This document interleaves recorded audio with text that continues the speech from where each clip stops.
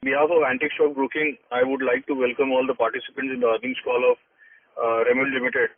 I have with me Mr. J. Mukund, who is the Head of Investor Relations of Raymond Limited.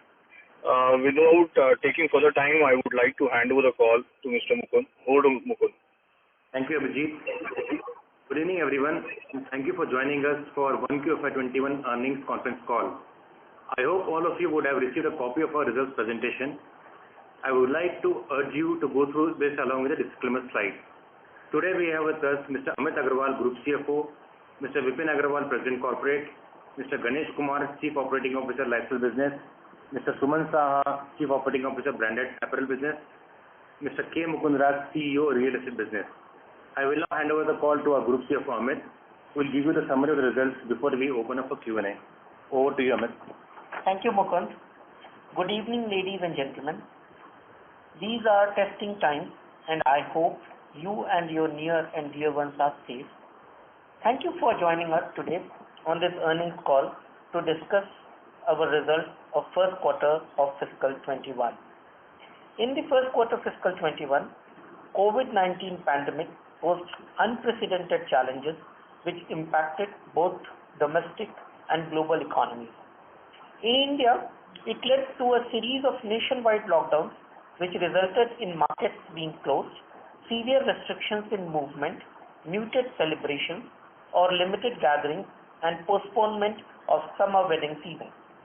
We all witnessed and accepted new norms of working while staying at home.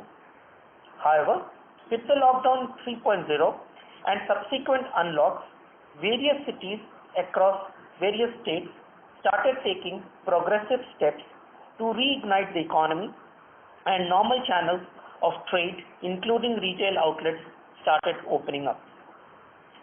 The government also came up with a huge stimulus package under Atmanirbhar Bharat Abhiyan, which primarily focused on a self-reliant and self-sufficient India. A slew of measures under this package, coupled with anticipation of good agriculture harvest, is expected to give us impetus to consumer spending. Now let me talk about the Raymond, which we undertook various steps and focused on the major points. First, health and safety measures for all our customers and employees is important for us. The well-being of our stakeholders is core to us, and we set up processes to regularly sanitize and disinfect plants and offices, compulsory health checkups at all locations, enabling our people to work from home. From customers' perspective, utmost priority has been given, and we created safe shopping experience. As on 30th June, our 80% of the stores, that is 1332 stores, had opened, complying to stringent safety guidelines and with contactless payments. Second, active engagement with our channel partners, franchisees, LFS partners, and MBO partners. Steps were undertaken not only for collections but also extended support, including credit extensions to our channel partners who have been with us for decades and are part of larger Raymond family. In terms of cost optimization, in spite of the severe impact of pandemic, we took upon ourselves and challenged every single line item of cost and questioned the need for incurrence of such cost. This enabled us to restructure organization and to further improve efficiencies and overall productivity on an ongoing basis. We have undertaken cost rationalization, various cost control measures related to sales and marketing, manpower, rental, and others. As far as the store rentals goes, we adopted a collaborative approach with landlords, mainly through combination of rent waivers during lockdown as well as realigning the rentals. For the full year, the rental cost savings confirmed so far have been close to 48 crores. In the profit and loss statement of the first quarter of fiscal 21, savings of 17 crores has been reflected in other income in line with the Ind AS accounting standards. The manpower cost was also reduced through graded salary cuts and rationalization. In the first quarter of fiscal 21, the cost was at 171 crore lower by 27% over the fourth quarter fiscal 20. We have rationalized outsourcing costs, administrative overhead, and reduced discretionary spends, including advertisements and sales promotion. All of the above aforesaid efforts has led to achieving an operating cost at 275 crore, lower by 50% on quarter-on-quarter basis from a 551 crore in the fourth quarter of fiscal 20 and lower by 44% on a year-on-year basis against 494 crore in the first quarter of fiscal 20. With these cost reduction initiatives, we expect to reduce full year OPEX close to 30 to 33% compared to the fiscal FY20. In terms of conserving cash and managing liquidity, the company has undertaken various requisite measures to manage liquidity, including cost reduction and working capital management. Also, with prudent cash management, we have been able to be positive free cash flow and operating cash flow during the quarter. Our operating cash flows was 121 crore and free cash flow was 63 crore. Reduction of net working capital by 305 crore was driven primarily due to collection of our receivables. CapEx reduction as well as deferment of store openings, renovations and technology upgrade has been implemented. With these efforts, we have been able to maintain June end liquidity similar to March levels. Our net debt stood at 1827 crore, lower versus March 20 net debt of 1859 crores. Our gross debt was also a shade lower at 2,423 crore vis-a-vis 2,430 crore as at end of March 20. The average interest cost was marginally higher at 8.68% as compared to 8.57% in March 20. Our focus has been also on enhancing our digital capabilities. Let me talk about the omni-channel, integrating our online and offline offerings with the entire EBO offering available online, revamped our own website and launched myraymond.com. We took care to the customer. We have taken the store to the customer for virtual shopping through Raymond Home Assist. We introduced a slew of digital interventions such as sales pitch through video call, tailoring subscription program, store reopening communications, virtual tools for ease in shopping as well as other facilities. We have moved from physical trade shows to digital platforms, introduced digital swatch books, catalogs, flip books in branded textile and branded apparel segments.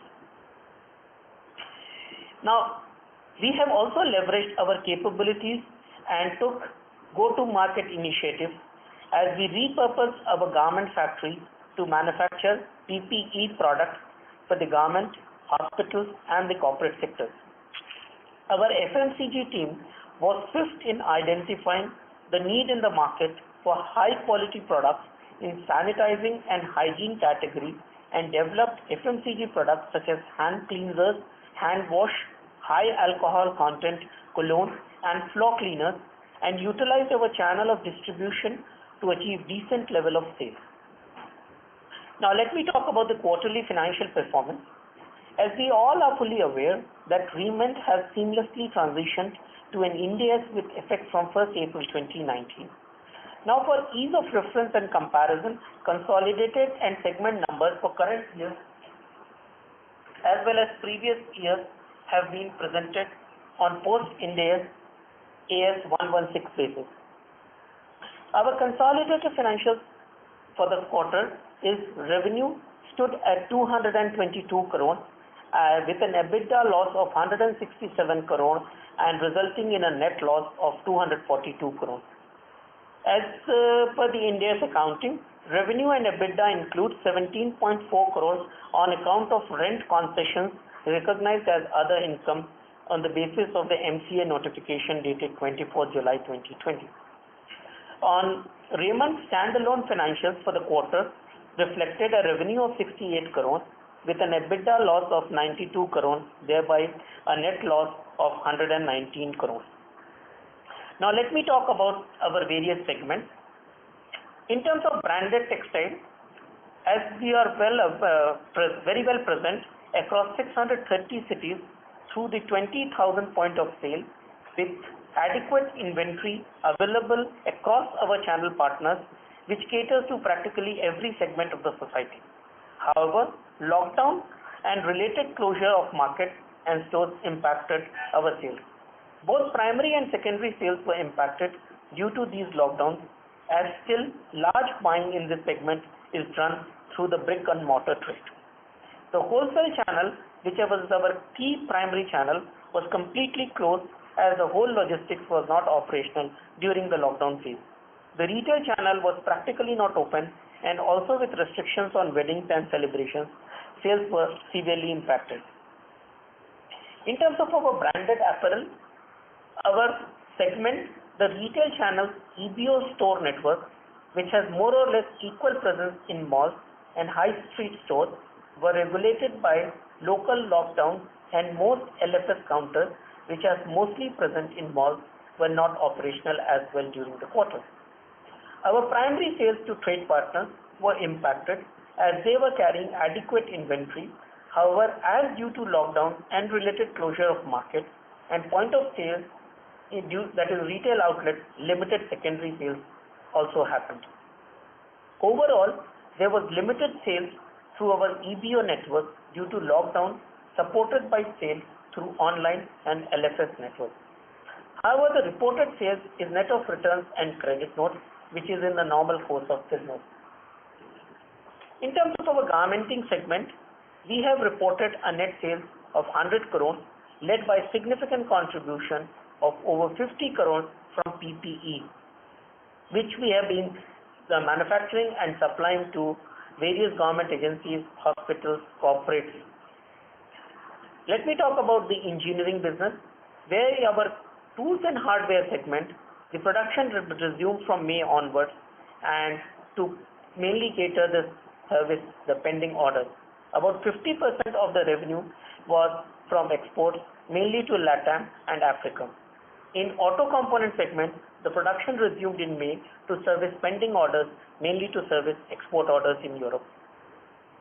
As far as our real estate business is concerned, we were swiftly able to transfer bookings from offline to online through virtual tour launches, received 13 bookings during the quarter, resulting in a total of 963 bookings till June 2020. That is over 60% of our total inventory is booked in the 6 towers launched, having 1,530 units with a booking value of close to 970 crores. As for the phased relaxation and the post-government allowed construction work, the company initiated pre-monsoon preparedness activity at the site. Let me update you about the demerger. Demerger has been an important step towards value creation for the group. We have received approval from stock exchanges and already filed application with NCLT.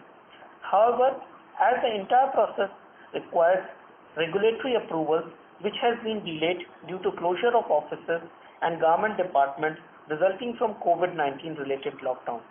As and when we have a meaningful update, we will inform accordingly. Now let me talk about the current status as we see of our operations. In terms of our retail network, we are happy to note that 95% of our entire store network, ranging from the TRS and EBOs, are currently operational, which we are adhering very strict norms in terms of the COVID-19 related guidelines, both for our employees as well as for customers. Also, our TRS network, which is very unique channel, spread across 630 towns and cities, and their sales provide us key insights and is a true consumer pulse barometer for us. The sales are back to 50% of previous year levels in TRS network, driven by better recovery in the tier 3 to 6 markets. Lower tier markets, tier 3 to tier 6 cities, have shown a better recovery as rural economy indicatively has been doing better than an urban economy in the last quarter or in the current quarter as well. It is the second consecutive year of strong agriculture output driven by good rain, increase in Manrega enrollment from migrant labor, indicators such as uptick in demand in the auto sector, and lower lockdowns due to lower COVID-19 impact in rural areas. With the onset of festive season coupled with winter wedding season, we expect an improvement in the demand for our products in the second half of this fiscal. Especially in the branded textile segment, with current inventory levels, and also our plants have resumed operations in order to meet both domestic and export demand. In branded apparel segment, our homegrown brands have a good mix of formal and casual wear catering to the large consumer demand. Our EBO network, with 95% of the stores being operational, are currently achieving 30 to 35% sales compared to the previous year levels. We are witnessing a good pickup from our loyalty members, which has a base of 8.2 million members coming back and doing higher ticket purchases.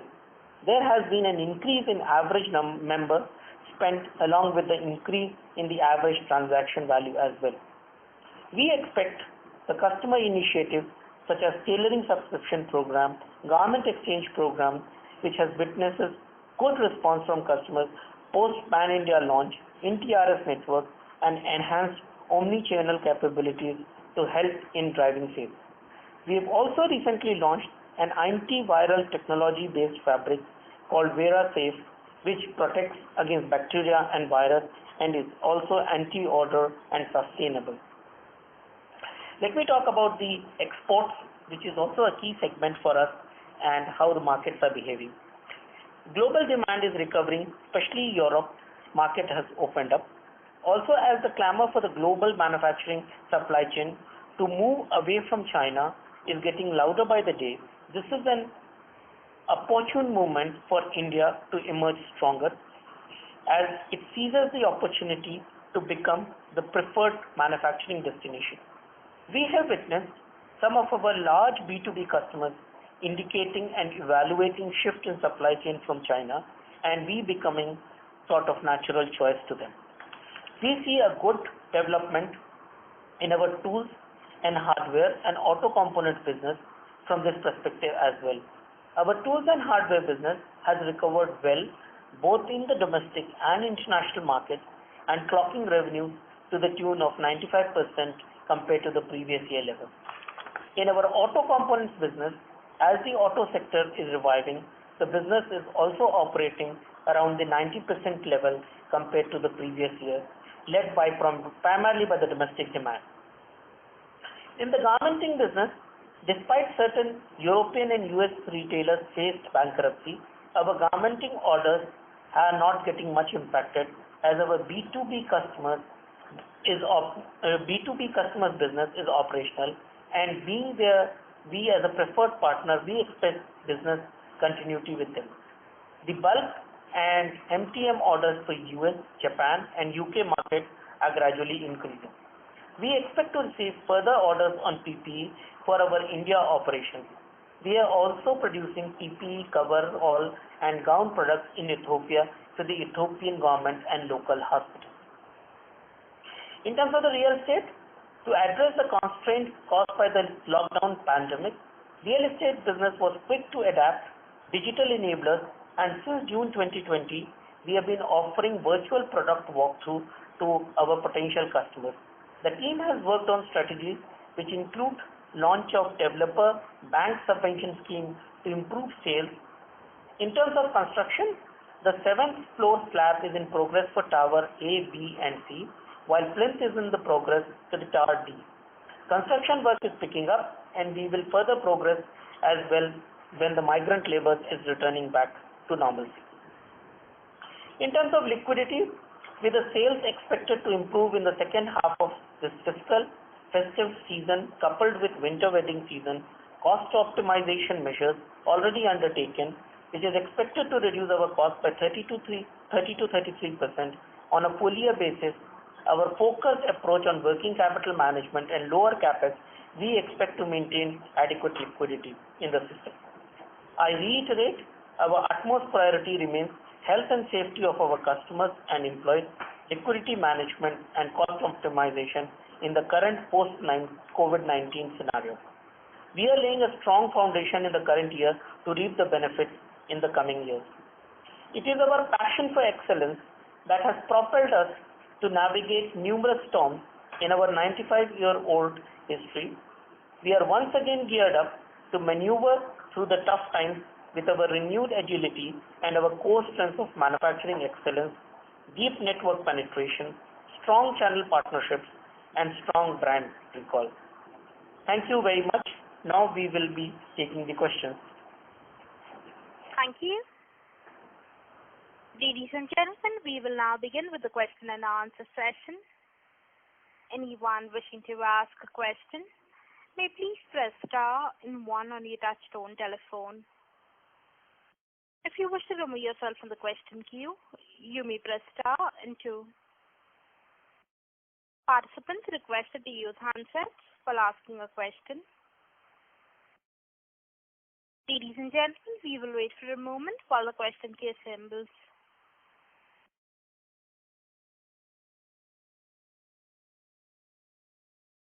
Participants, if you wish to ask a question, you may please press star and 1. The first question is from the line of Vivek Joshi, an investor. Please go ahead. Hi. I just I have two questions. Can you just give me some color on the real estate business? I could not find much information. And second is, regarding the demerger, there are some AGMs, the shareholder meetings to happen on the 18th of September via the court order. So have the notices for that been sent, or is the process on schedule, or has that been delayed? No, on the demerger first, let me respond. I don't think that there is any plan of the AGM because we are waiting for certain approvals from the regulatory authority, and upon receipt of such information and approvals, only we can progress. So I don't know from where there is a confusion. There might be some confusion around the 18th of September AGM. As far as real estate concerned, my colleague Mukund Raj is there. So I'll ask Mukund. Mukund, why don't you take up and give a brief synopsis on the real estate business? Yeah, hi Vivek. The real estate, as you heard Amit in his opening statement, because our experience center was closed till close to mid-June, we started a digital contact with prospective customers, and we were doing a complete walkthrough on a virtual mode and having e-meetings with the customers and trying to sell. Quite a lot of developers had migrated to this new way of doing business, and we were very, very quick to adopt, and we did that. And till the quarter end, we did about 13 bookings and reached a cumulative figure of about 963 units sale, close to about 970 crores of sales value. And the total inventory is about 1,530, so about 60% of the inventory is already sold off. And subsequent to the quarter, things are looking better. 2-3 positives which have happened. One is we were one of the very few developers, I believe there are just a couple of them, who have been given a bank subvention scheme. Otherwise, as per RBI's regulation, banks had stopped subvention scheme for most developers. So we were able to get it from ICICI Bank, an approval, which happened towards the first week of August. And we have a 2-year subvention scheme, which is going to be a very useful tool during these times when prospective customers have challenges of cash flows, pay cuts, and business uncertainties and all that. Okay. And second, the stamp duty reduction which happened, the 3% reduction in the stamp duty, this definitely will be used by the serious home buyers who are actually waiting for an opportunity. I think this is a good one because they save about 2 to 2.5, 3 lakhs of saving would be direct saving in whatever outgo.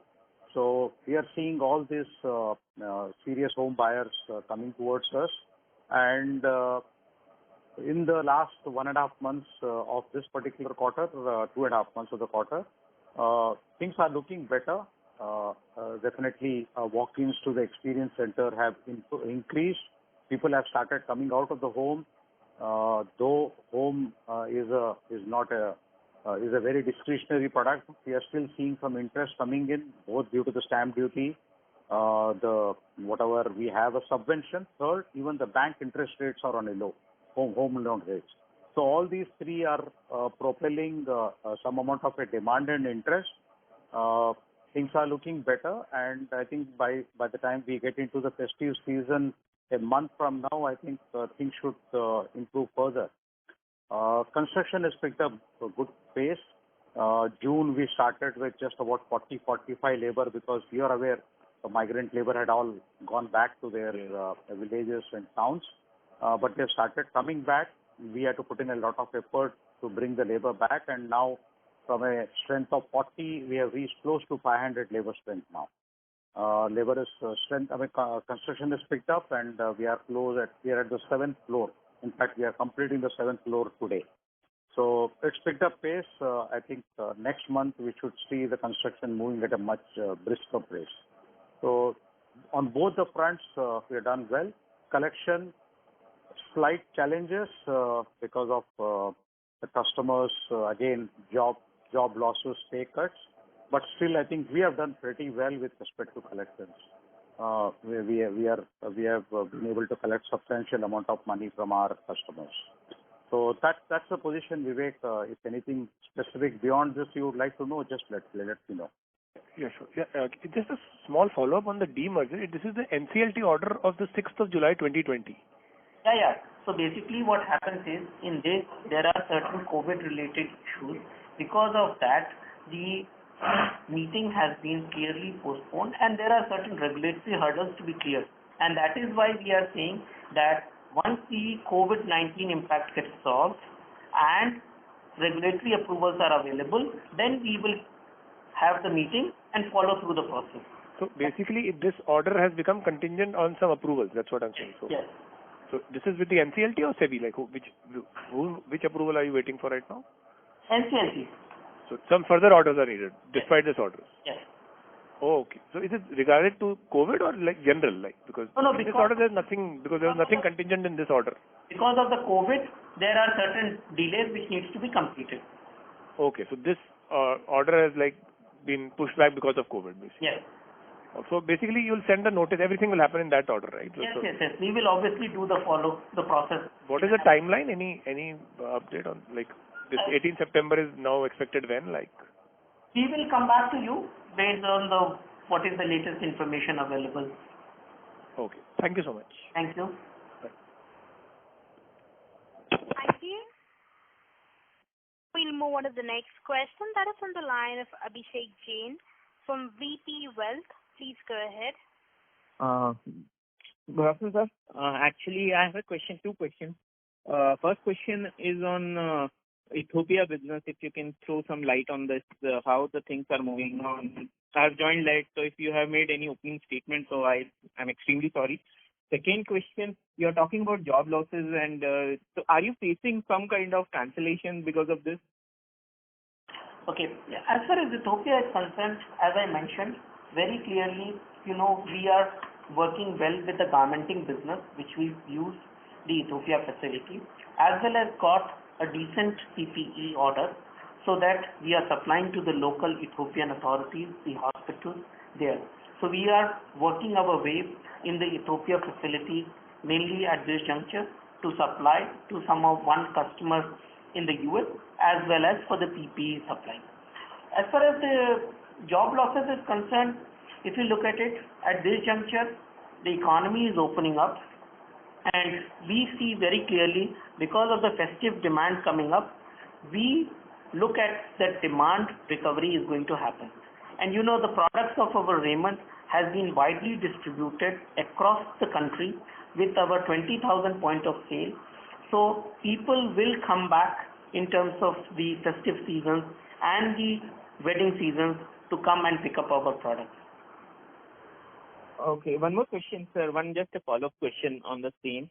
So how the rural sentiment right now when you do the channel checks, and especially in the tier 3, tier 4? And when you're talking, second question, when you're talking to your US-based clients or maybe Europe-based clients, how you see what percentage of utilization you are seeing right now vis-a-vis YOY basis right now? Is there any pent-up demand you are seeing right now? You want me to ask? In terms of the rural demand, you see very clearly, because of the good agriculture harvest which we have seen and back-to-back good monsoon has helped us to really come back strongly on the rural demand. In some of the tier 4 to tier 6 cities, even we have seen the demand picking up to the level of 75 to 80% vis-a-vis the pre-COVID scenario. So very good demand picking up in that segment. Now, I will ask Ganesh to respond on the US and the EU market in terms of how the demand is picking up. Okay. So as we all know, US market, a lot of retailers have gone through Chapter 11 process, which is whether it is JCPenney, whether it is Taylor Brands, etc. But what we are also seeing is post the Chapter 11 processes being adapted, there is also a demand which is coming up. In fact, if I may use the example of our made-to-measure, which we exclusively supply to Taylor Brands through their men's warehouse outlets, retail outlets, we are seeing improvement in the demand. We have already up to about 350 to 400 suits a day, which is about 40-45% of the peak that we have done of our capacity.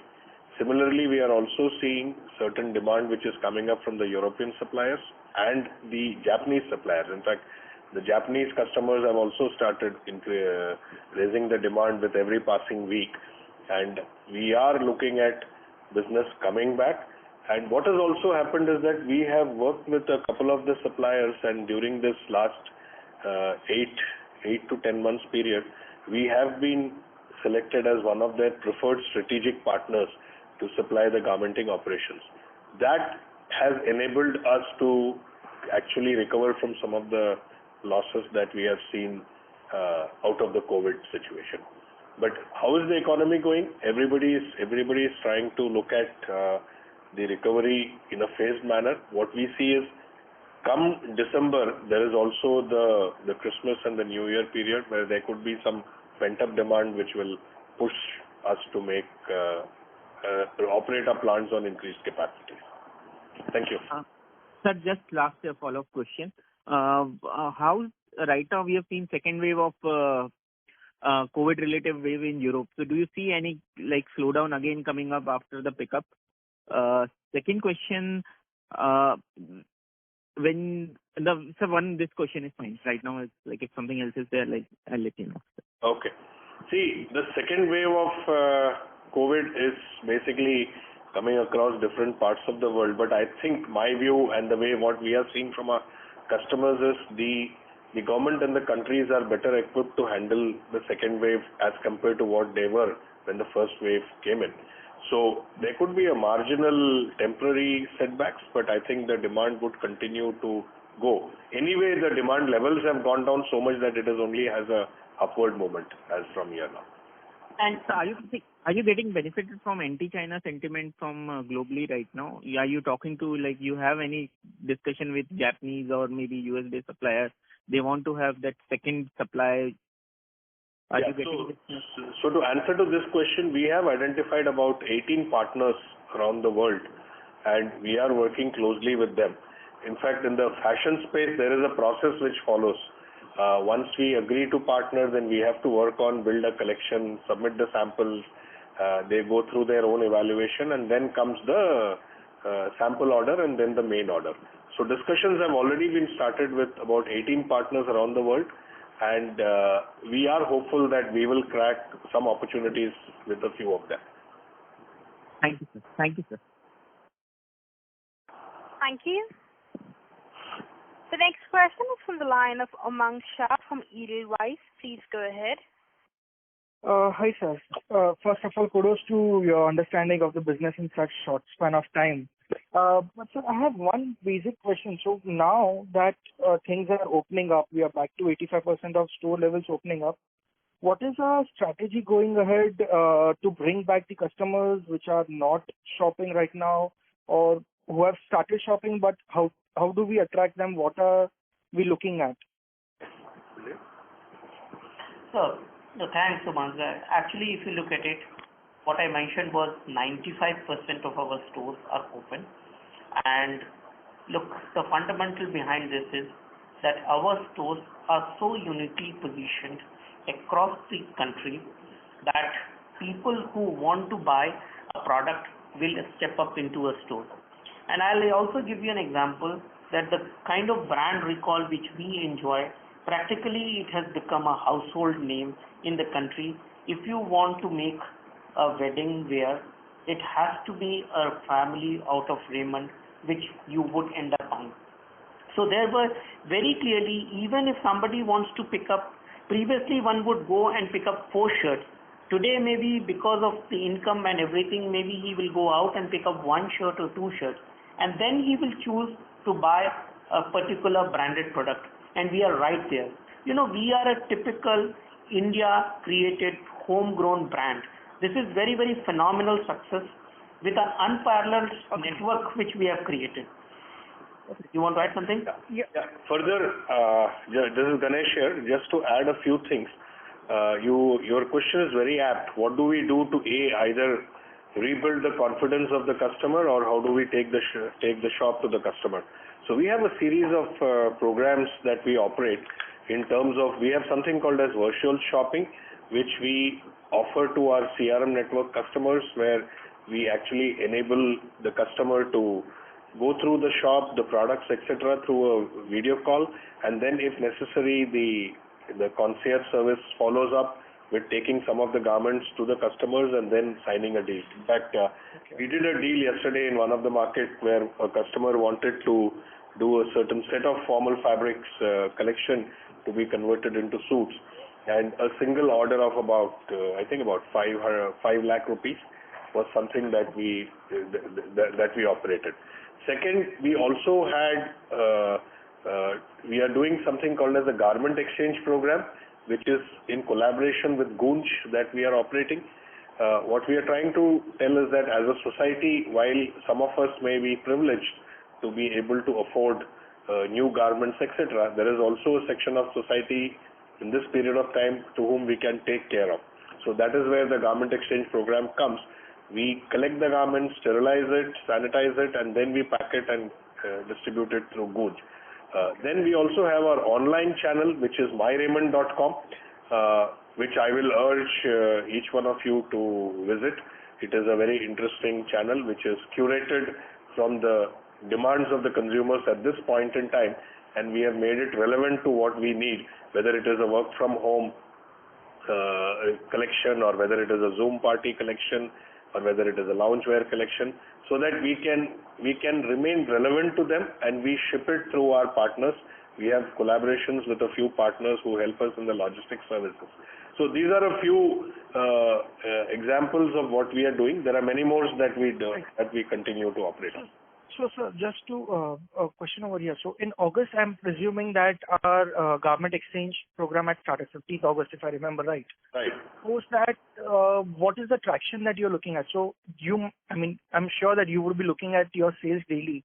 So, in August versus last year August, what would have been the difference?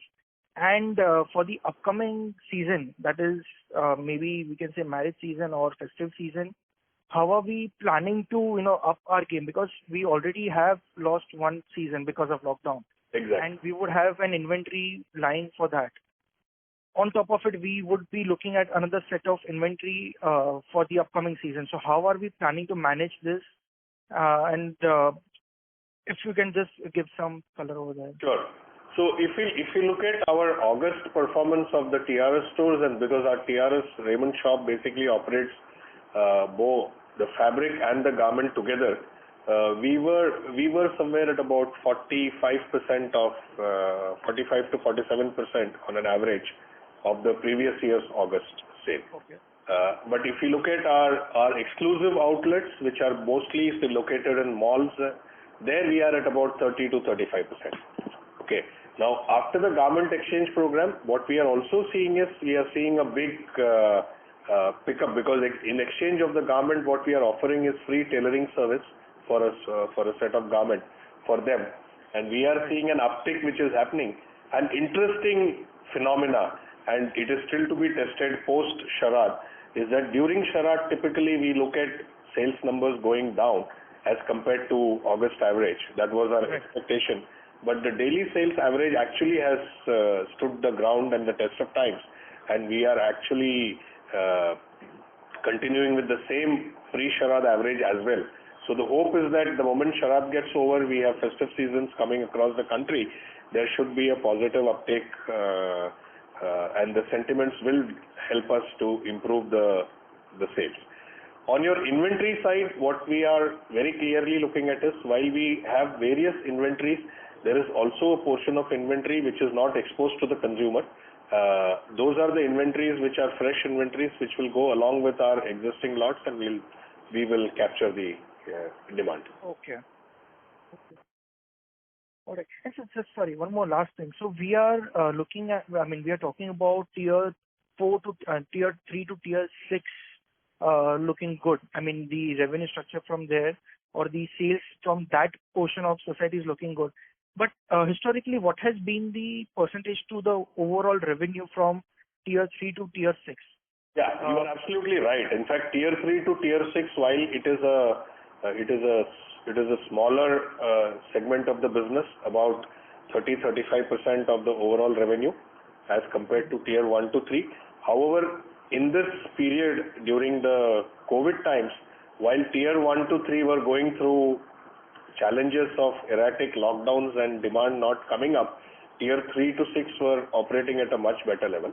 Having said that, the way I am looking at the first 2 weeks of September, we are also seeing demand coming back in the tier 1 to 3 town as well. The rate of recovery is smaller. For example, tier 3 to 6, if it is at 70 to 80-85%, the tier 1 to 3 is today clocking at about 40 to 50-55%. Okay. That's the difference. So in remaining 9 months, we are looking at a... Sorry to interrupt, Mr. Shah. So it's just a follow-up, just one last follow-up. So for the remaining 9 months, we are looking at, on an average, maybe close to 80% of our last year, sales comparatively, based on just 2 months of, just 2 months, August and September data. No, so look, it is very difficult for us at this juncture to predict. As you rightly pointed out, that some of the European countries have seen a little bit of a second wave coming in. We don't anticipate that we would get faced any of this, possibly not. But at this juncture, it is little too premature, because what we are looking is anticipating a decent festive season followed by good wedding season. So I think based on that, we would be more appropriate maybe end of third quarter to talk about how we see that the demand recovery is happening, in which shape and form. At this juncture, I think I have to leave it that only. Perfect. It would be very difficult for me to put a number to that. Sure, sir. I was just trying to look at one particular direction, that's it. But no, thank you for... Direction is upward, that for sure you can take it. Okay.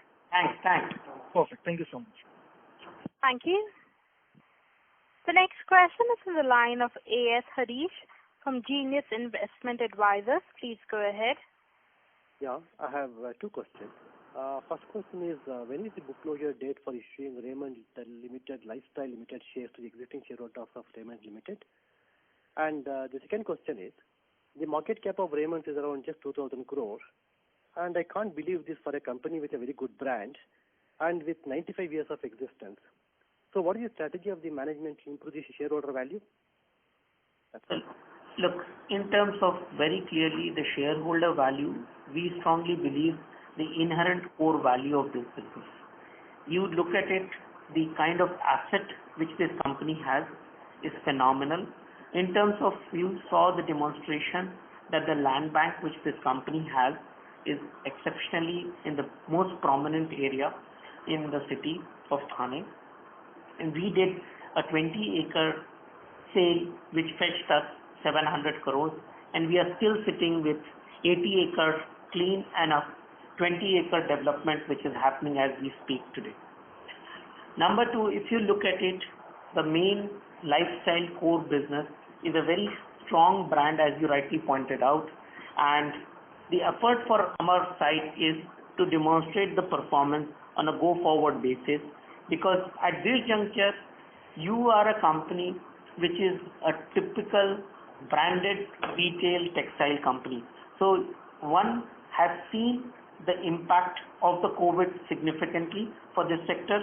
Nobody can deny it. You and me have not gone out for shopping any of the products during the first quarter. That's the reality of life.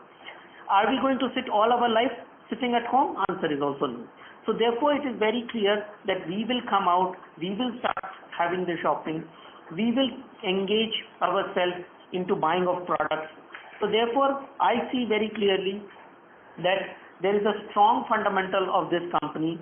It is our job in order to reflect upon what we are capable of doing it, how we have delivered, and we have been delivering it for so many years. So we will re-demonstrate, and you know, when the demonstration has been there, we have got a good understanding from the investor side as well. And this is what I can tell you from our perspective. That is our core job, to say, bring the strength of the business clearly and demonstrate with the operating and financial performance. What about the book closure date for issuing Raymond Lifestyle Limited shares? No, so as far as the demerger has not happened so far, so there is no book closure date for issuing the shares under the Raymond Lifestyle Limited. It is yet to be announced. Yeah. Yes. Okay. Right. Thanks. Thank you. The next question is from the line of Siddharth Mota from Principal India. Please go ahead. Good afternoon to you, sir. Sir, I joined this call a bit late, so pardon me for my repetition. So first question is on our operating costs, which we have reduced in quarter one versus quarter four as well as last year same quarter, and it is around 44 and 50%. You have given the three heading in your presentation: employment cost, advertisement, and others. So what can be a structural reduction or the permanent reduction that we can build in as far as operation cost reduction it is concerned? That is my question number one, sir. Sure.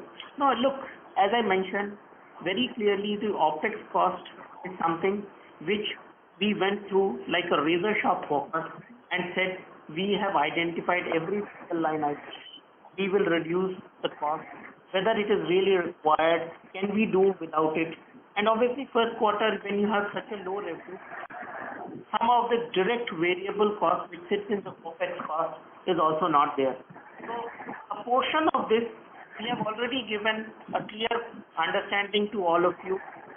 We expect in this year, fiscal 21 to fiscal 20, a reduction of 30 to 33% of OPEX cost reduction.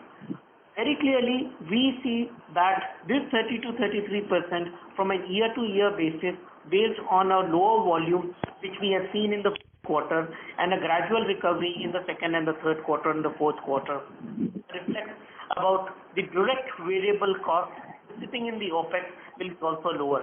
So on a go-forward basis, we believe a significant portion of this saving we will be able to sustain as a permanent saving.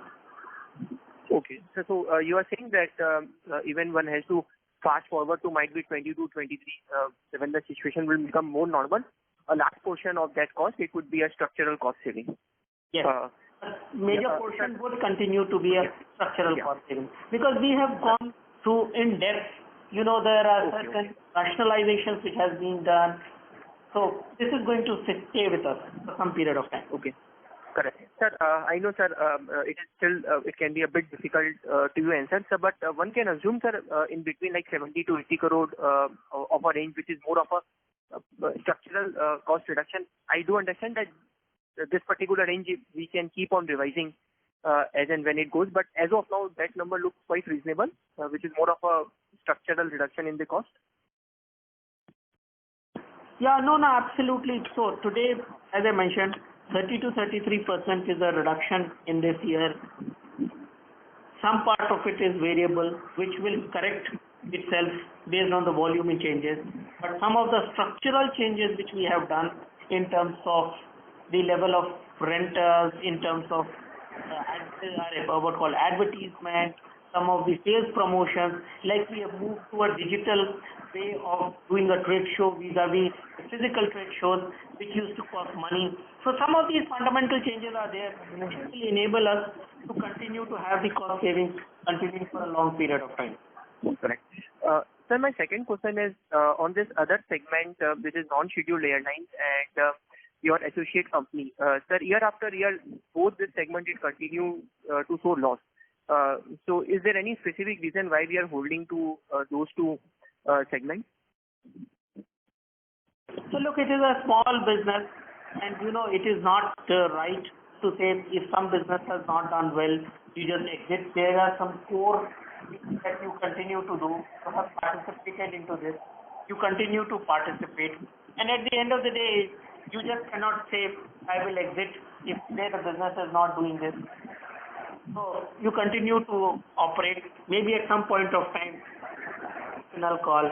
And I'll tell you, in terms of the denim business, we know very well that denim has been a capacity. There has been an overcapacity. But some of the successful players who have been in the business, we know very well the value of this business.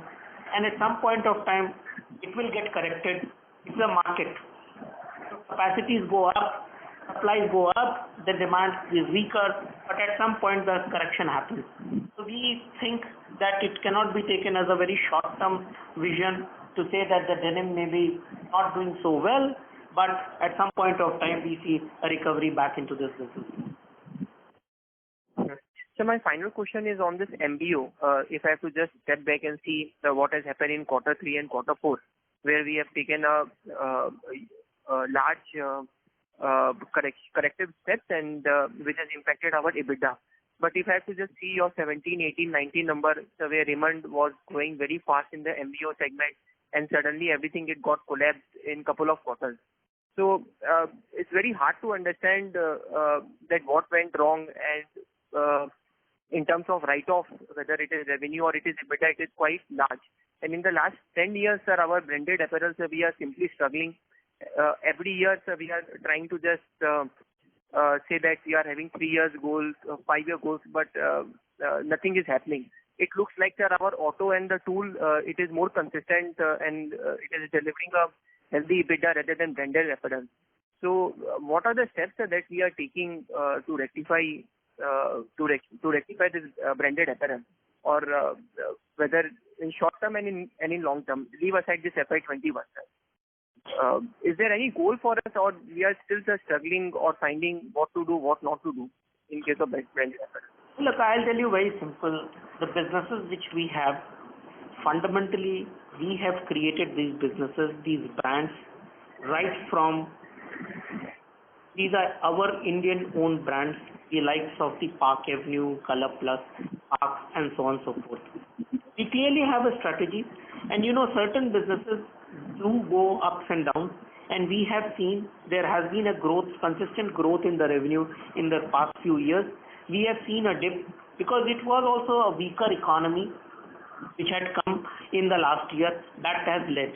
Now, I will also ask Suman to give a brief perspective how we are changing, really remodeling this entire business, and how do we look forward. Suman, why don't you give your... Yes, sir, meanwhile, if you can also quantify or give us a milestone that what we are looking in might be in 22 or might be in 24, so that it become little easier for some sort of a quantification. So I'll tell you one thing very simple. At this juncture, any quantification would not be appropriate from our side, because first of all, you are not considering in a normal situation, you are coming out of a very difficult, unprecedented time. Therefore, for us to give any number may not be appropriate at this juncture. It will be a high-level view that we are taking how to move forward this business. But on a go-forward basis, let's say in the 6 months from now, we will outline exactly the way we will have with number crunching in terms of saying what are we looking, how are we shaping this business in terms of next 2 to 3 year journey. just now Suman will give you a high level perspective in terms of how we have remodeled the business and how do we look to take it forward. Suman? Hi. Thanks, Amit. See, one of the things that you need to acknowledge across branded apparel industry, this was running on one kind of model, that you sort of anticipate a demand basis, that you sort of have a trade show model where your customers come and book, and you supply, and you hope that the sales forecasts are accurate, and that's pretty much the model that the industry has been living and growing for the last 5-6 years. So one of the things that is very clear with the volatility in the economy, with more and more exposure to the of consumers to the here and now kinds of products, that estimating consumer demand and estimating consumer taste is going to be one of the key things. An apparel company and any consumer product facing industry cannot afford to have a large lead time of product creation. So one of the bigger things that we have sorted out for ourselves is that can we shorten the reaction time of product creation. You must be familiar with that we had 2 seasons. One is spring, so the summer, and another is winter. As a starting point, we have actually said we are going to split the first season into 2 seasons, which is spring and summer, and autumn and winter. What it does is that it forces us to sort of look at the demand in tranches. It gives you a little more time to factor in the changes that is happening in the consumer space. Obviously, it is easier said than done in terms of reorganizing the supply chain, looking at how do you capture sort of demand signals, etc., etc. But this has been in operation for some time. However, with the increasing volatility in the economy, this is something that we have to do. So that is, in essence, one of the big changes. Second big changes is this entire adoption to digital. And I don't mean, when I say digital, I don't mean e-commerce alone. I mean, how do you sort of connect with consumers digitally? Amit just spoke about digital booking. Now, traditionally, we'll have all our customers coming in, sitting in one place, booking, and then we'll take a long time in collating orders and producing. How do you quickly sort of use digital medium to A, reach out to your stakeholders, B, reach out to consumers, digitally? One thing is certain, some of the habits that are getting changed during COVID are going to permanently remain changed. And getting a higher digital influence in the purchase journey is given. So therefore, we are building up strong digital assets through our brands. So in terms of summarizing for the changes, one, changing the business model, B, adopting digital methods of reaching out to customers and consumers. Obviously, the foundation of how do you create more winning products, how do you sort of respond to changing trends, how do you sort of play for more relevant categories obviously remain, but at the backbone of it is the changing of the business model. Okay, sir. So that was helpful, but might be not now, might be after a quarter or so when some clarity emerges. If you can just give us some of the milestones in terms of margin, in terms of what we are looking, or in terms of working capital, so that can have a more clearer picture. These are the strategic initiatives that you have taken. We appreciate that, but ultimately it should be quantifiable for us actually to make it more meaningful, sir. Absolutely. No, we are clear about it. See, we also have to run this business. So we know we have to work with matrix KPIs, and we strongly believe in performance management. So we have a clear identified way, but at this juncture to say is not appropriate. Yes. Maybe in a quarter or two, you are right that we will talk about it. Yes, sir. That is very helpful, and wish you all the best support upcoming. Thank you so much. Thank you. The next question is from the line of Vaishnavi Mandhania from Anand Rathi. Please go ahead. Yeah, hi. Thanks for taking my question. So I have 2 questions. The first question is, so if I look at the rent that we had pre-Ind AS, right? So it's around 47 crores per a quarter, ballpark number. So on this, have we gotten 17 crores of saving for this quarter? So that means like a 35 to 40% reduction. Is that right? Yeah. So clearly, the way this whole thing works is that you have, as per Ind AS, you have to record your rental savings or concessions which you got into the other income level. So that is what it is there totally. And the 47 crore is an incidence of the rent which you have incurred in this quarter. So overall, as I understand, we are talking close to 55 to 60 crores of a rental savings which we have targeted, and we are on top of it achieving that. For the full year? For the full year. So on the 180, 190 crores, you will have around 50 crores of savings for the full year, right? Yeah, that is what we have achieved so far. As we say, we don't hold our breath on saying just that it is done. We want to continue negotiate with the people, and as and when we get more, we will keep informing you more. Okay, and my second question is basically on the gross margin level. Have we taken any inventory provisioning or anything like that? So, because we have a dip of around 7% or 700 bips on a year-on-year basis. So, is there any inventory provisioning that we've taken or any reason for such a EBITDA, gross margin decline? No, absolutely. I think you are absolutely spot on. In terms of this, when you have, and we have done a net working capital reduction by over 300 crores, what we have done is we have got collections from our customers.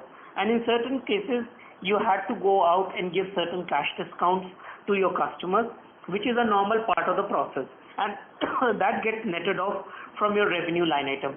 So that has reduced by 10 crores your revenue, and with a smaller revenue, this 10 crore makes a lot of difference in terms of the gross margin calculation. Similarly, as you rightly pointed out, there is a certain stock age-old provisioning which we do as a policy. Again, considering that because of the low numbers, whatever provisioning you do as per the normal policy, that sits in the cost of goods sold, which again, based on the smaller number, adds up.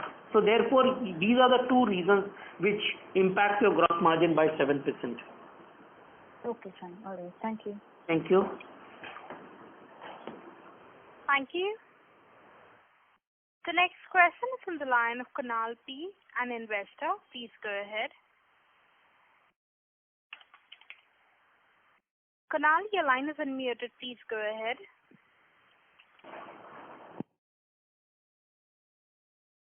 Kunal, your line is in the talk mode. Please go ahead. As there's no response from the current participant, we'll move on to the next. That is from the line of Ronak Mantri, an individual investor. Please go ahead. Hello, am I audible? Yes, please. Yes.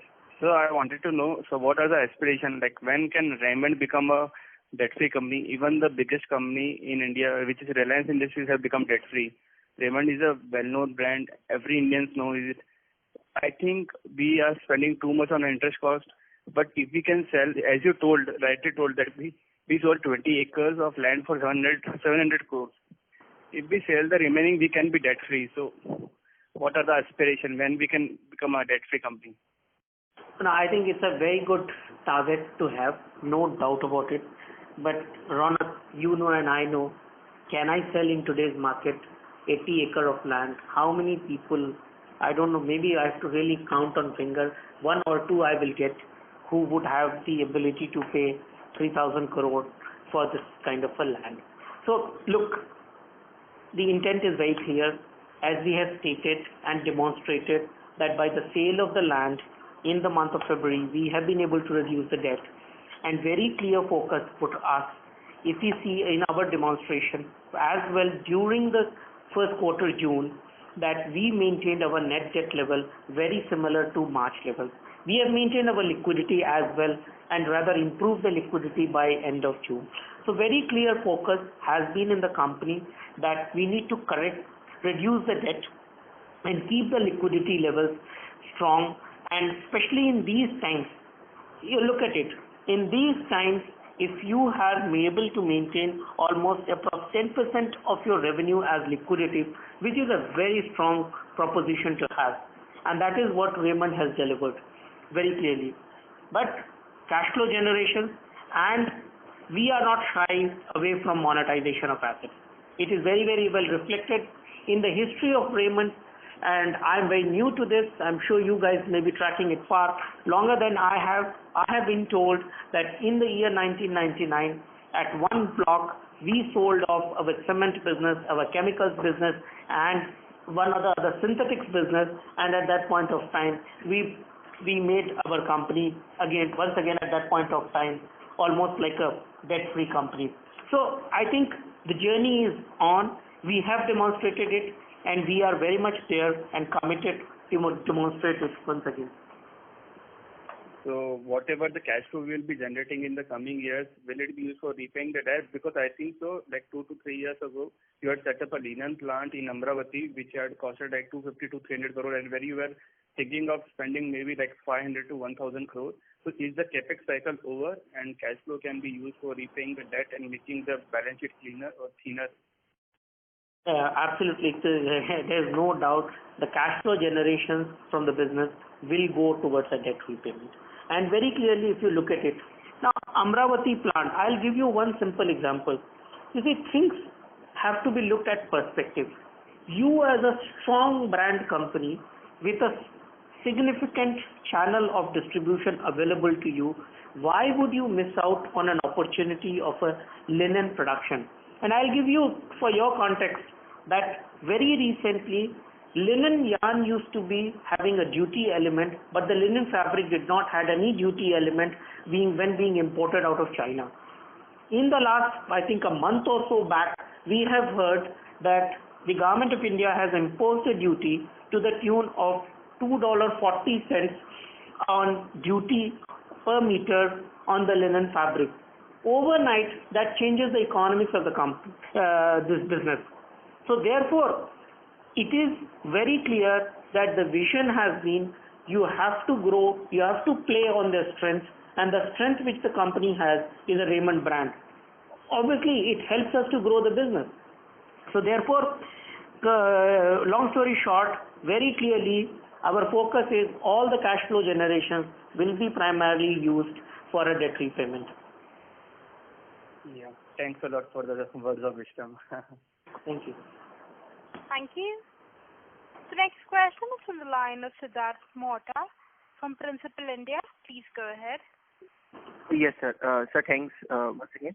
Sir, in the last 4 to 5 years, in case of branded apparel, we have been chasing growth, and it was neither reflected in the quality of growth. It was not that great in the sense that it was neither reflected in the margin or nor in the working capital, and we ended up in a big inventory which we have written off in Q3 and Q4. So going forward, sir, we will continue to follow the same strategy, looking for the growth by compromising on the margin or working capital, or this time it will be more to do with the working capital margin and then the revenue.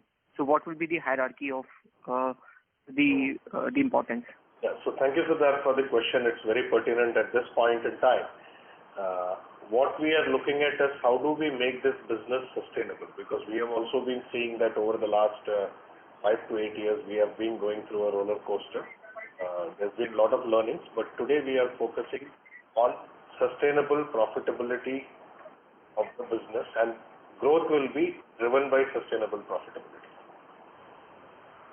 Okay, so I assume, sir, not only sustainability profit as well as the focus on the working capital, so that both the things is being taken. Of course, that goes without saying that working capital is one of the hygiene factors of the business now.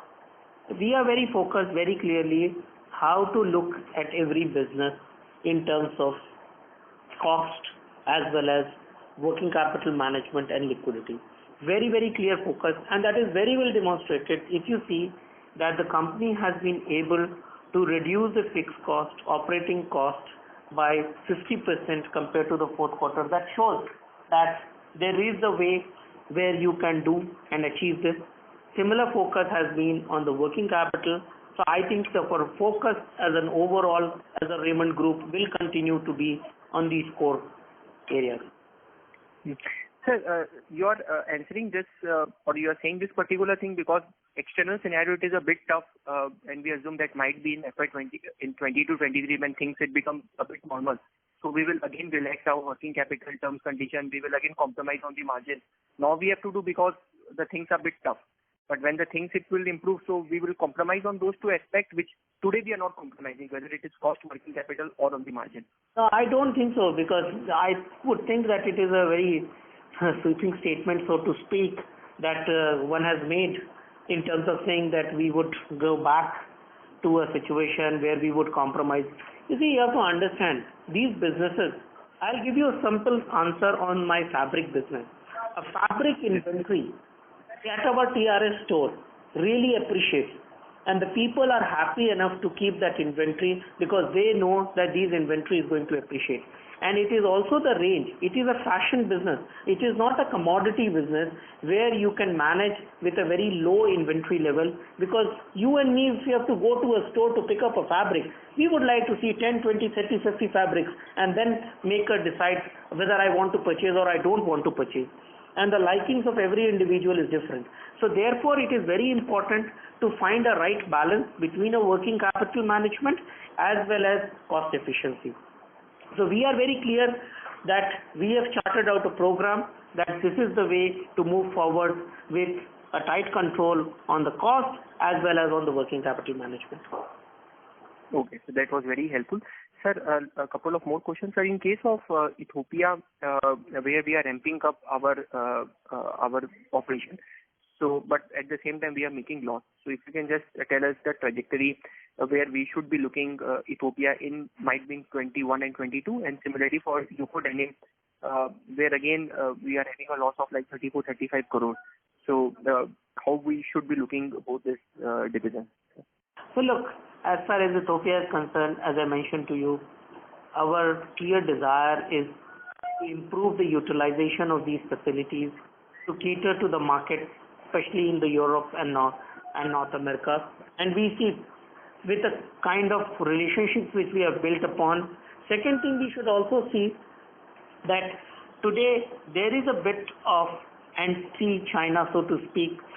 I don't know how to word it properly, but there is a bit of what you call sentiment developing across the globe, where people are trying to shift some of the buys which used to be traditionally from China would shift to other countries. And obviously we are going to be one of the large beneficiaries. Very clear. No doubt about it. As far as denim is concerned, today denim, you can say it is sitting on a little bit of an excess capacity. But is it going to be the case? Answer is that whoever is an efficient player over time will continue to operate and run the business. Some of the people who are not most efficient and organized players may have to take a little bit of a consequence. So we are in that game. We know that we have built certain efficiencies, and rather more efficiencies now more so. So based on this, I think we will have to wait a little bit more that demand pickup happens in the denim business, and then this business also gets corrected. And I'll give you one example. Again, the history speaks for itself, that we had the engineering business and the auto business a few years back, which was not doing well. Now we have put huge amount of effort and focus, and that has turned around itself, and it is doing phenomenally well. One of your colleagues did comment upon that this business is doing very well. So clearly, you see, businesses go through ups and downs. There are cycles. One has to go through the cycles, but does not mean that one business in 1 year or 2 years does not do well, means this is a bad business. Okay, that was helpful. Sir, the only thing is that do understand that yes, but whenever cycle it turns, so we should be prepared very well to make the best of those opportunities. So that is the absolutely. No, I appreciate and I agree that we should be right there, first on the row. Thank you, sir, and thanks for answering all the questions, sir. Thank you. Really appreciated you participating. Thank you. Ladies and gentlemen, that's the last question. I now hand the conference over to the management for the closing comments. Yeah. No, thank you very much, all of you, for taking interest in Raymond, and we look forward talking to you in the next quarter as well. Thank you. Stay safe. Thank you.